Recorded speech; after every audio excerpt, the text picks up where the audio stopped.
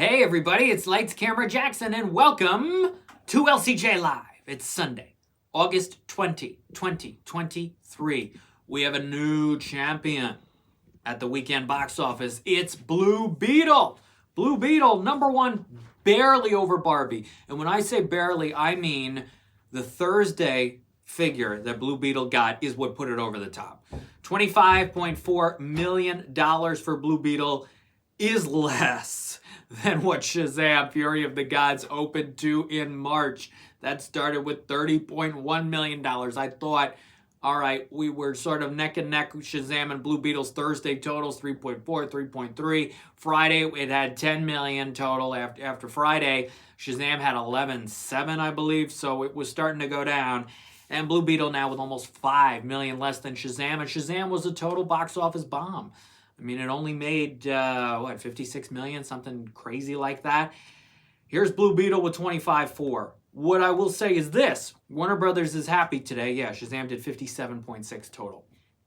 Warner Brothers is happy today. They have the top two movies in America. Barbie made another 21.5 million. It's at 567.3.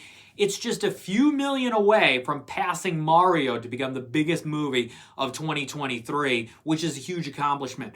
It still needs, though, another 28.5 to 29 million to top Mario in terms of how movies have performed this year at the weekend box office only. Barbie's done so well during the week that it's about to pass Mario total, but it still needs another 28.5 to get past Mario for weekend box office grosses for the year.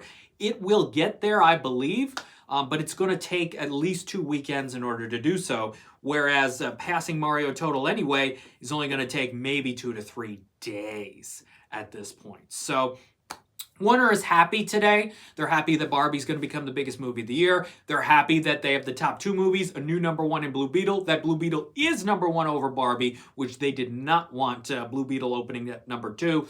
And then it made 25 million. I don't think they're over the moon about the 25 million. I don't. The fact that it did less than Shazam, another DC disaster. Now, I have not seen the movie yet.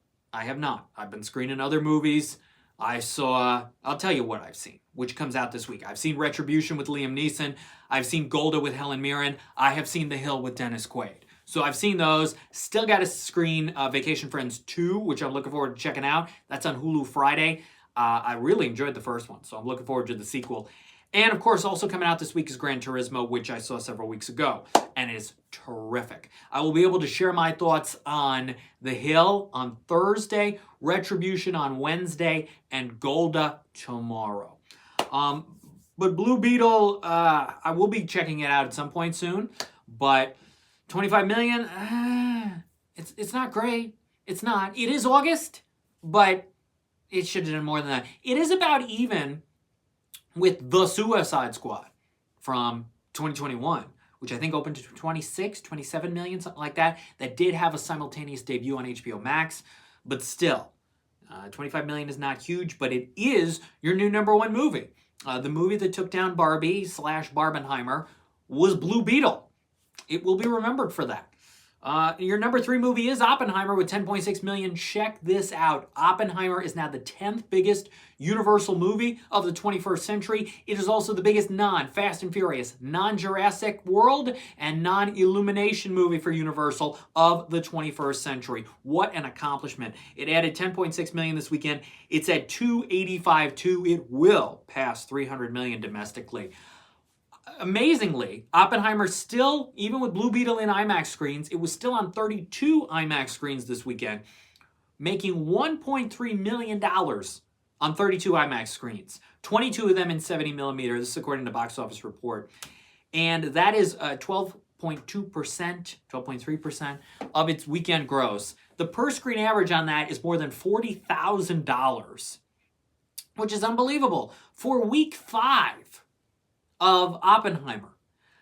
I mean, look, I just posted this a little bit ago. If Christopher Nolan's next movie is a documentary, is an animated musical, is a rom-com, it doesn't matter. People will go see a Christopher Nolan movie in IMAX in week 5. It's unbelievable. This is a 3-hour drama. And it's doing unbelievable business. It's made $80 million just in IMAX. Of that, 285 too.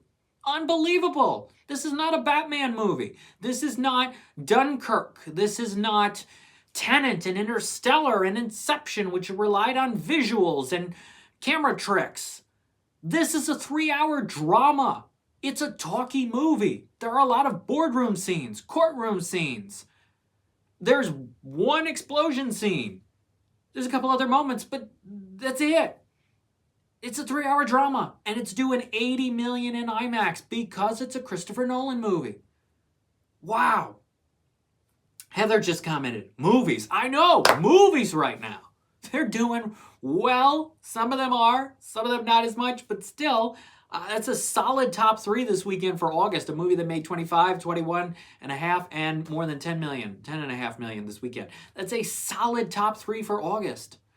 In 4th is Teenage Mutant Ninja Turtles Mutant Mayhem with $8.4 million. It's at 88.1. It has passed 2016's Teenage Mutant Ninja Turtles Out of the Shadows. It will not come close to the $191 million of the 2014 reboot from Paramount. I don't know what this says. I mean, it's going to cross $100 million, but Heather also commented, glad Trent Reznor and Atticus Ross did the score for TMNT. The score was actually one of my favorite elements of the movie.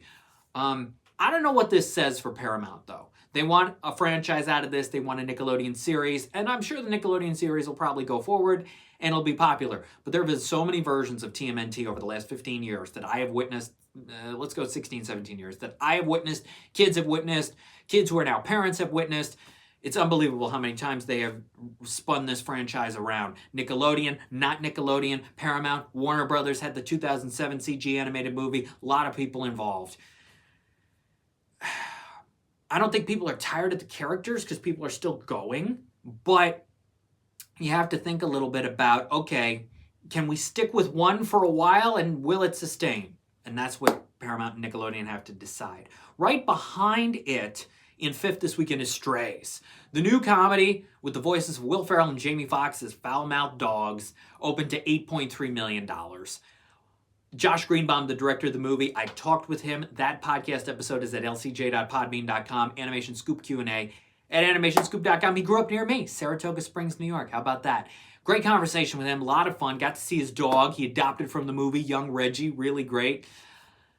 I thought the movie was going to open more than this. I thought the $21 million expectation for it was too high. I thought it would do at least $13, $14 million. 8.3 is too bad.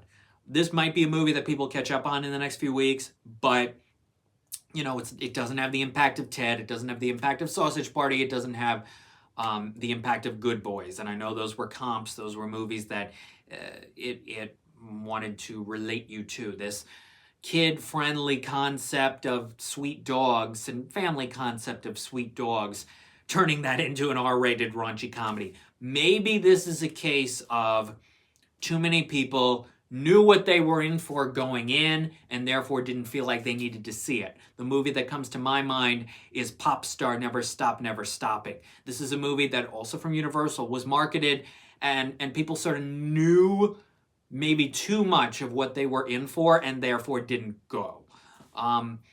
That could be the case here with Strays. It's too bad. It's a wild movie. It's got some wild moments. It's got 2 great cameos in it and some memorable scenes, memorable comedic scenes and voice work. But it hasn't fully connected with audiences. Now, is Universal going to blame it on the strike? Maybe. Will Ferrell and Jamie Foxx couldn't promote the movie? Maybe. There might be other factors at play. It's August. People knew it was R. Ted 2 didn't do nearly as well as Ted. Good Boys did pretty well. Sausage Party did okay. This one's not connecting as much, which is too bad, but maybe it'll do a little bit. Maybe try to make a run at $30 million by the end of its run. Next up is Meg 2, The Trench with $6.7 million. It's at 66.6. Won't come close to the 145 of the first one, but I'm even surprised it did as well as it did this weekend for weekend number 3. Then you look at the rest of the pack. Talk to Me added $3.2 million. It's at 37.4. It'll try to get to $40 million for A24. Then Haunted Mansion added $3 million. It's at 58.8. It'll cross $60 million for Disney, maybe get to 65. Excuse me, but boy, that is low. Halloween time, it'll do well on Disney Plus. It will. It really will. The theatrical experience for it just wasn't completely there. Then you've got Mission Impossible Dead Reckoning Part 1, which added 2.7 million. It's at 164.6, and I think through Labor Day weekend, it may make a run at 170, and at some point, this movie may not have even gotten to 150 or 160. It's doing okay these last couple weekends, low, but okay enough, where it may get to 170, and then Paramount says, okay, it only did 25 million less than the lowest of the last three, which was 2015's Rogue Nation with 195. Only did 25 less than that. Now, still going to do 50 million less than the last movie, which was Fallout with 220, but maybe Paramount says might not have been a total flop. Maybe. And then rounding out your top 10 is The Last Voyage of the Demeter, which added 2.5 million. In its second weekend, it's at 11.4. That is a bomb for Universal.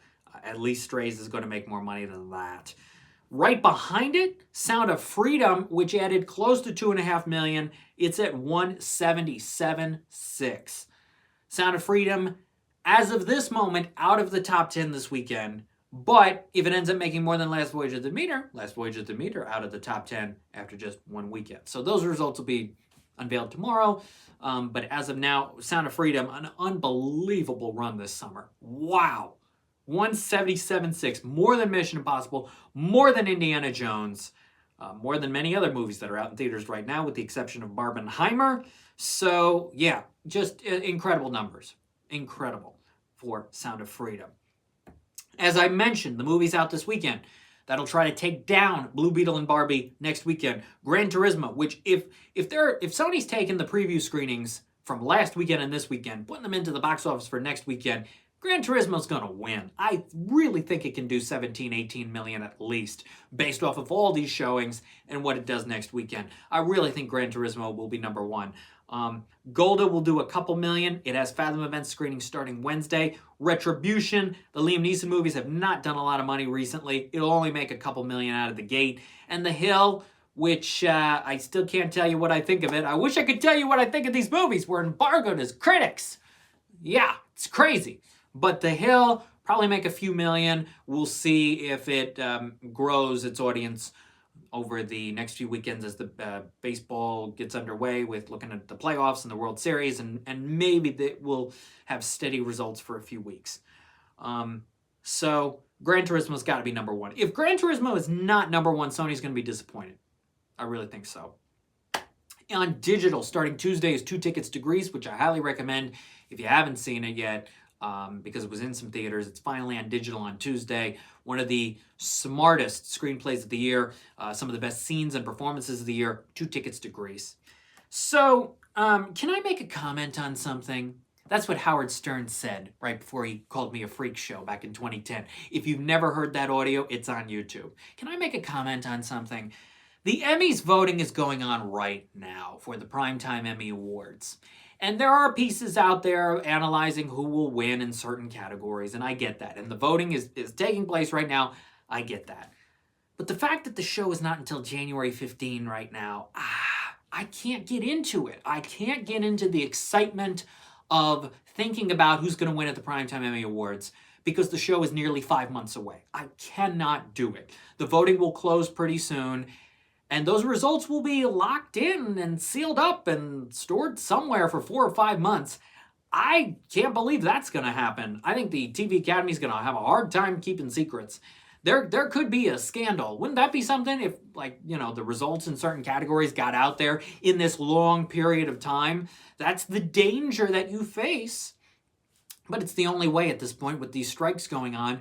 But that's the danger you face with holding on to important pieces of information for quite some time, is that it could get out there some way, somehow. In this day and age with the internet and things leak all the time. So the TV Academy has to be very careful. That's the intriguing part of all this. Who's going to win at this point?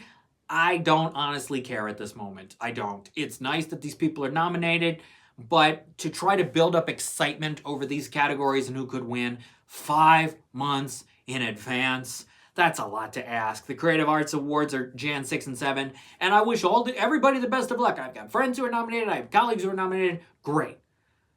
But in terms of the award season excitement and getting invested in it, I'm not getting invested until late November, December. And during all this, we're going to have nominations for a lot of the movie award shows. So it's going to be very tough to get into the Emmys frame of mind. The Golden Oreos, hey LCJ, just wanted to know how much longer you think the strikes for writers and actors will last.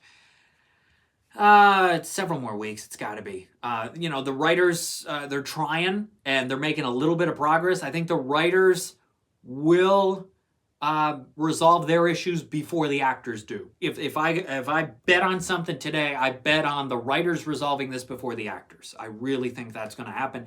And the writers could resolve things maybe in the next 3 to 4 weeks. The actors, it's going to go on. It is going to go on because nobody can agree on anything. That's just the way the world is now anyway. Nobody can agree on anything, so it's going to take as long as it possibly will for this to happen. So I think the actors' strike will go on through much of September and October. When it gets to the holidays, people are going to get a little antsy, and they're going to want to resolve some things quickly. But for now, this actors' strike is going to continue to go on for a while. The writers, I think, could resolve within the next 3 to 4 weeks based on what I've been seeing. The headlines come out of what is happening. So I wish everybody the best of luck. Emmys voting is going on right now, but in terms of emotional investment, categories, the award season buzz, I'm not in it, and I can't be in it. And if I see stories for the next 4 months about Emmy categories after this voting period ends, I'm going to go, oh boy, people just need something to write. I cannot get involved in this. I do also want to mention the passing of Ron Cephas Jones, who won 2 Emmys for his role on This Is Us, who passed away yesterday at the age of 66. Rest in peace to Ron Cephas Jones. This Is Us, quite a show. And if you're in the Los Angeles area, you're in Southern California, I have friends, I have colleagues. Hurricane Hillary, which they may downgrade to a tropical storm. There will still be a lot of rain on the West Coast. It is rare for California to see as much rain as they in one period of time as they could be getting tonight into tomorrow. I wish everyone the best. Thoughts and prayers are going out to everyone involved, and hopefully it will not be too bad. So, this week you'll look for my thoughts on Golda tomorrow. Review of Retribution Wednesday. Review of The Hill on Thursday. My thoughts on Vacation Friends 2 later this week. You've already got my thoughts on Gran Turismo. It's a fun movie. Go see it. For more, go to lights-cameron-jackson.com. I've got a piece there on National Cinema Day. We're hoping National Cinema Day comes back very soon. I write 6 reasons why last year's National Cinema Day worked so well. Go to Twitter at LCJ Reviews, Instagram at LightsCamJackson, YouTube.com/LightsCameraJackson. Thank you for watching today's edition of LCJ Live. I am Lights Camera Jackson. Have a good Sunday, and I'll see you next time. Not sure yet exactly what day and time, but I will see you next time for another edition of LCJ Live. Bye-bye.